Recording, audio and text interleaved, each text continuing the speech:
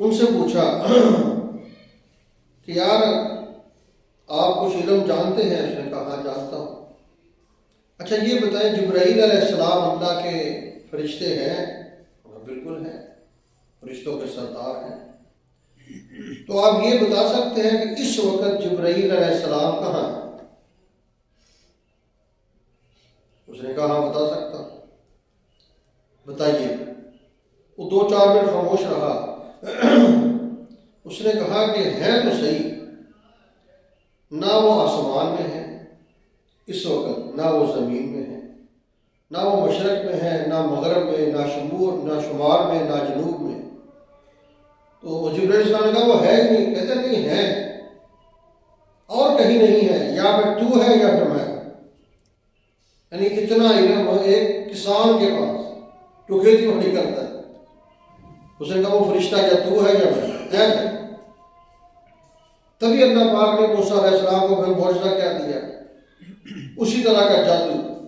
آپ ایسے دائیں ہاتھ اپنے بغل میں ڈالتے اور جب نکالتے تو سورج کی طرح چمکتا ہوتا۔ سب جادوگر حیران پریشان تھے کہ یار یہ کیسے ہو جاتا ہے، لیکن کسی سے نہیں ہوتا تھا۔ مشہور معجزہ آپ نے دیکھا، موسیٰ علیہ السلام کا سنا بھی ہے کہ فرعون نے اپنے سارے جادوگر جمع کر دیے جو ہزاروں کی تعداد میں تھے۔ ان سے کہا بھی یہاں اپنا اپنا کمال دکھاؤ، کرتب دکھاؤ۔ سب جادوگروں نے سوٹیاں رسیاں ایسے پھینکی، سانپ بن گئے، چھوٹے چھوٹے سانپ۔ موسیٰ علیہ السلام کھڑے ایک طرف، اللہ پاک کی طرف سے وحی ہے میرے پیغمبر اب آپ بھی اپنی لاٹھی جو ان کے پاس تھی آپ بھی پھینکیں۔ حضرت موسیٰ علیہ السلام نے اپنی وہ لاٹھی پھینکی تو وہ سانپ نہیں بہت بڑا اژدہا بن گیا، اور ایسا اژدہا کہ جتنے وہ سانپ تھے جو ہزاروں کی تعداد میں تھے سب کو کھا گیا۔ موسیٰ علیہ السلام دیکھ رہے یا اللہ یہ کیا ہے، یہ میری سوٹی ہے، اتنا بڑا سانپ ہے۔ قرآن پاک میں آتا ہے اللہ پاک نے کہا موسیٰ علیہ السلام کو خذھا، اس کو پکڑ لو۔ موسیٰ علیہ السلام دل میں پریشان کہ یا اللہ یہ اتنا بڑا سانپ ہے۔ اللہ نے پھر کہا میرے محبوب فلا تخف، ڈرو نہیں، سنعیدها سیرتها الاولی، آپ اس کو ہاتھ لگاؤ، آپ کے ہاتھ لگاتے یہ سوٹی بن جائے گی۔ تو اس طرح کا معجزہ اللہ تعالیٰ نے دیا۔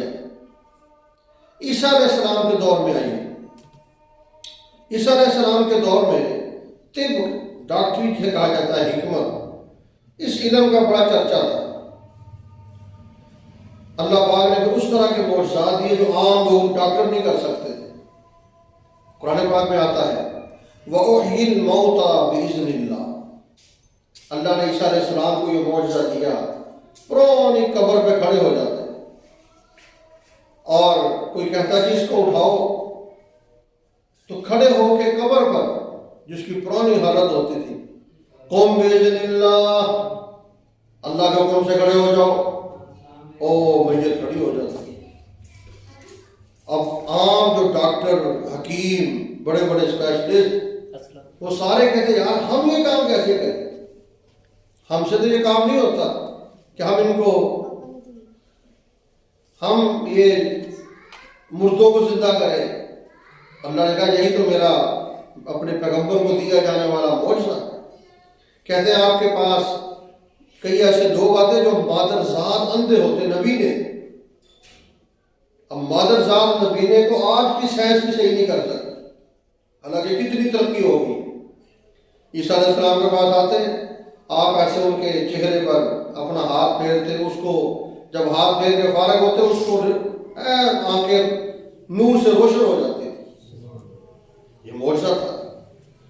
کہتے ہیں قرآن پاک میں آتا ہے انی اخلق لکم من الطین کہیئۃ الطیر فانفخ فیہ فیکون طیرا باذن اللہ، مٹی لے کر مٹی کی چھوٹی سی چڑیا بناتے ہیں، کوئی پرندے کی شکل، چڑیا بنا کر فانفخ، پھر آپ اس میں پھونک مار دیں، پھونک مارنے کی دیر ہوتی وہ مٹی کی چڑیا، قرآن کہتا ہے فیکون طیرا باذن اللہ، وہ ہوا میں پرندہ بن کے اڑ کے چلے جاتے ہیں۔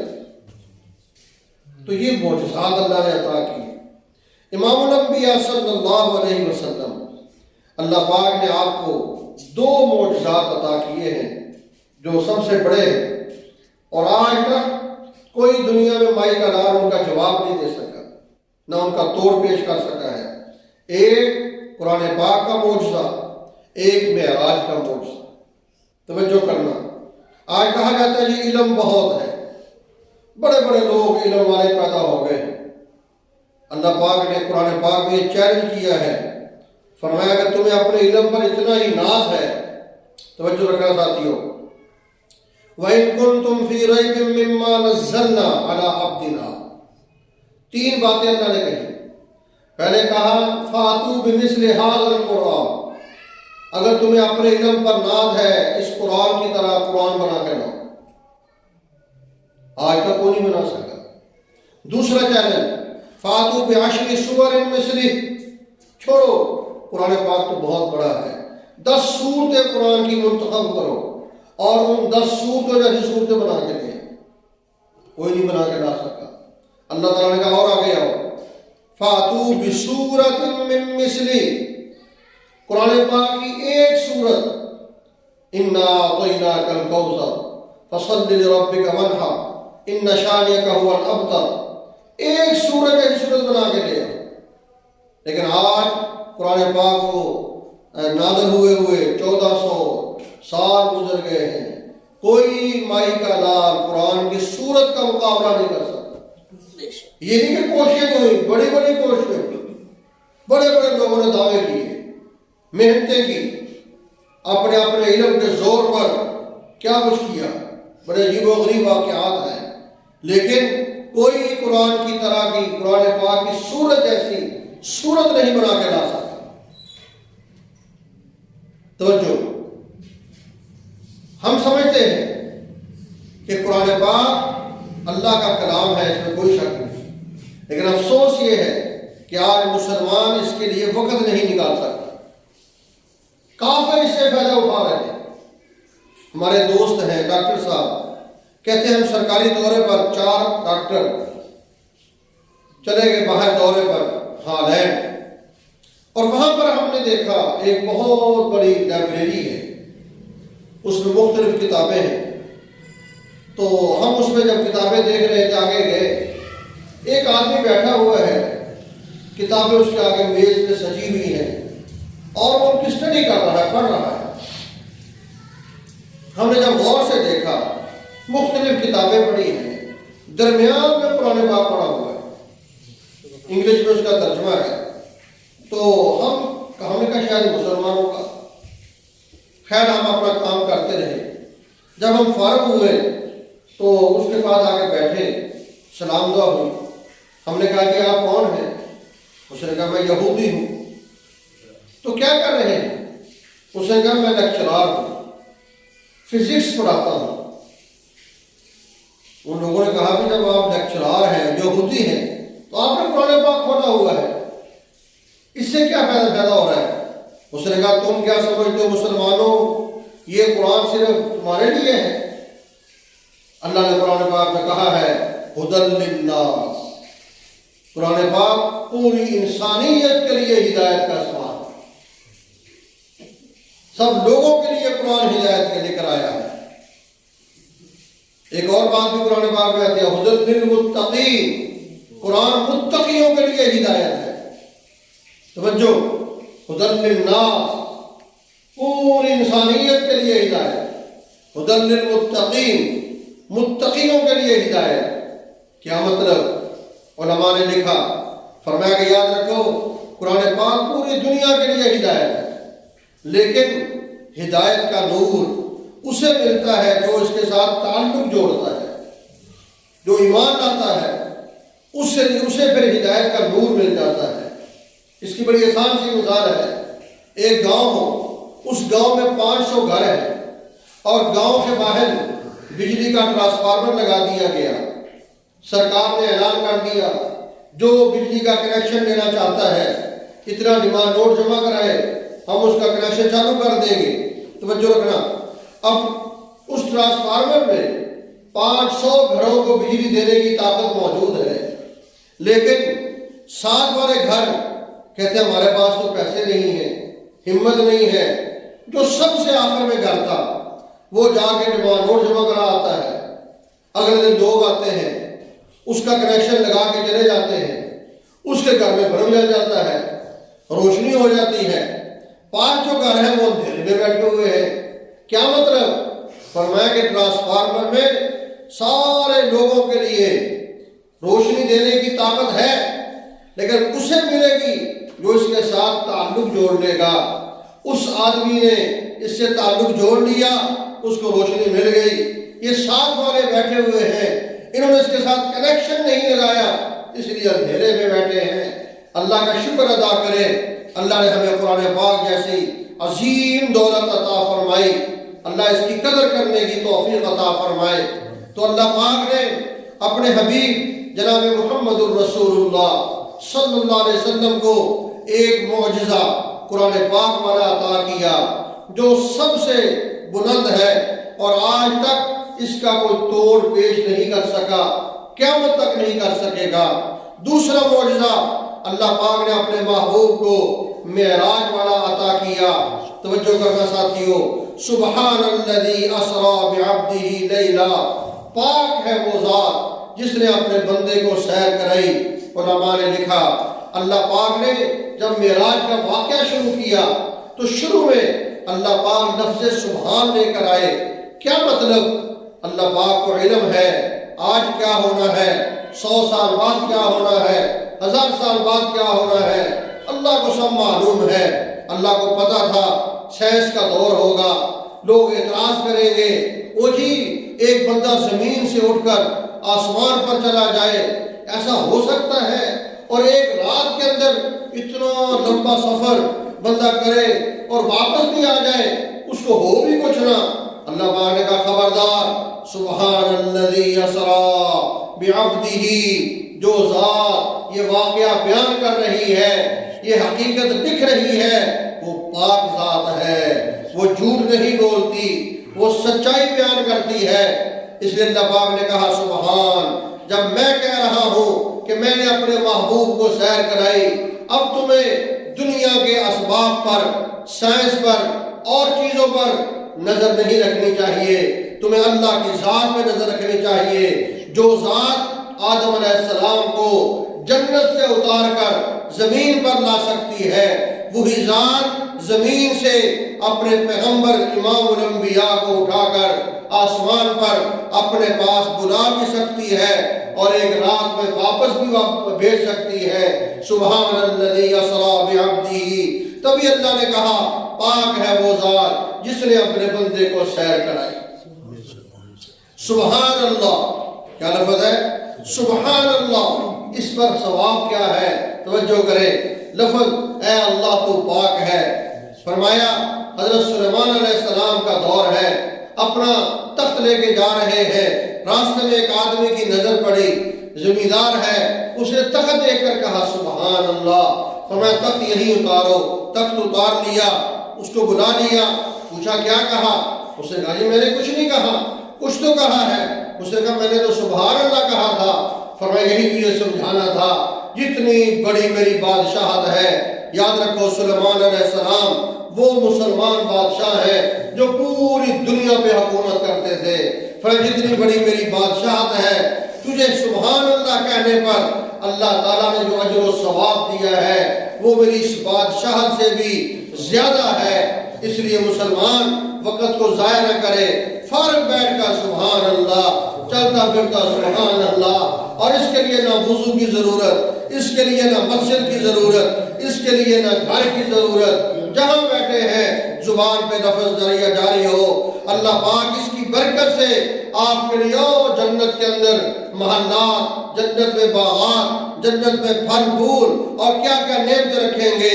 سبحان الذی اسری بعبدہ، توجہ کریں ساتھیو، یہی وہ لفظ ہے جب اماں عائشہ پر رضی اللہ تعالی عنہا آپ پہ تہمت لگائی گئی، بہتان لگایا گیا، اس وقت کہا گیا سبحانک ھذا بہتان عظیم، اے اللہ تو پاک ہے، یہ بہت بڑا بہتان لگایا گیا تھا۔ یہی سبحان کا لفظ اس وقت فرشتوں نے کہا قالوا سبحانک لا علم لنا، اے اللہ تو پاک ذات ہے، جو علم تیرے پاس ہے وہ میرے پاس نہیں ہے۔ یہی سبحان کا لفظ ہے جب نمازی آدمی نماز کے لیے ہاتھ باندھتا ہے اللہ اکبر، تو سب سے پہلا لفظ جو اس کی زبان سے ادا ہوتا ہے وہ کیا ہے؟ سبحانک اللہم، یا اللہ تو پاک ہے، میں عاجز ہوں، تو ہر چیز پر قادر ہے۔ یہی وہ سبحان کا لفظ ہے جب یونس علیہ السلام مچھلی کے پیٹ میں ہے اور اس وقت کہا لا الہ الا انت سبحانک انی کنت من الظالمین، اے اللہ تو پاک ہے، یہاں سے نکالنے والا مجھے تو ہی ہے۔ یہی سبحان کا لفظ توجہ کریں، موسیٰ علیہ السلام نے اللہ سے کہا رب ارنی انظر الیک، اے اللہ میں چاہتا ہوں میں آپ کا دیدار کروں۔ اللہ پاک نے کہا قالا لن ترانی، اے موسیٰ علیہ السلام آپ مجھے دیکھ نہیں سکتے، آپ کے اندر طاقت نہیں ہے، ہاں ولکن انظر الی الجبل، یہ پہاڑ ہے، اس پہاڑ کو دیکھو، میں اس پر اپنی نور کی تجلی کا ذرہ ڈالنے لگا ہوں۔ اگر اس پہاڑ کو دیکھنے میں آپ کامیاب ہو گئے پھر آگے بات کریں گے۔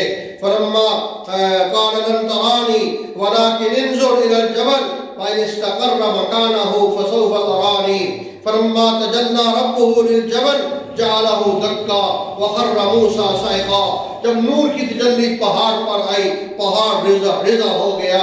موسیٰ علیہ السلام اس وقت دیکھ کر پریشان ہو گئے، قرآن کہتا ہے بے ہوش ہو گئے۔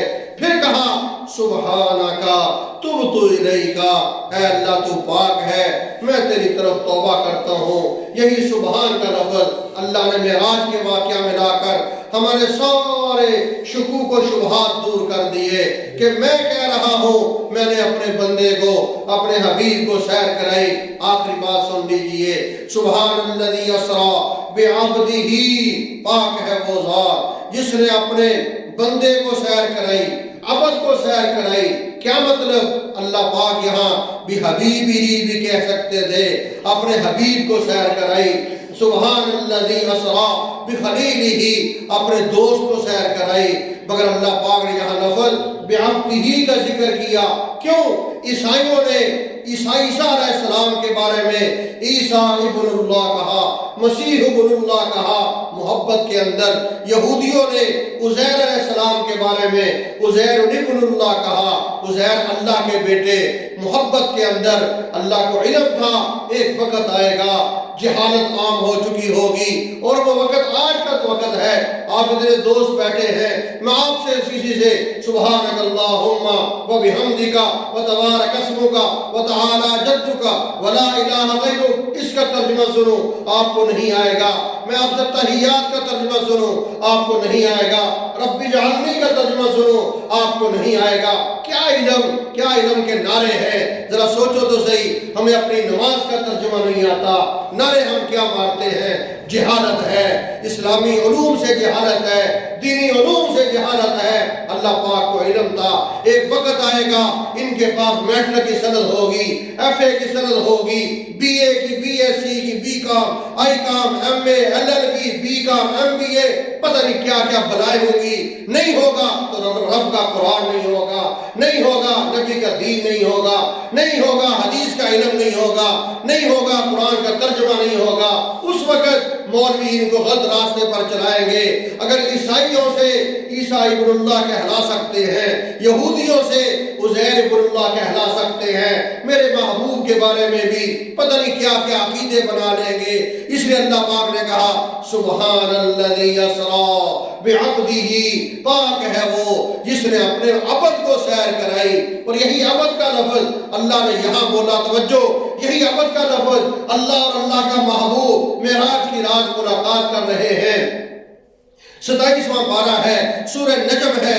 اس وقت اللہ نے کہا فَأَوْحَى إِلَىٰ عَبْدِهِ مَا أَوْحَىٰ، اللہ نے کہا، اللہ نے اپنے بندے کی طرف وحی کی، وہاں پر بھی عبد کا لفظ بولا۔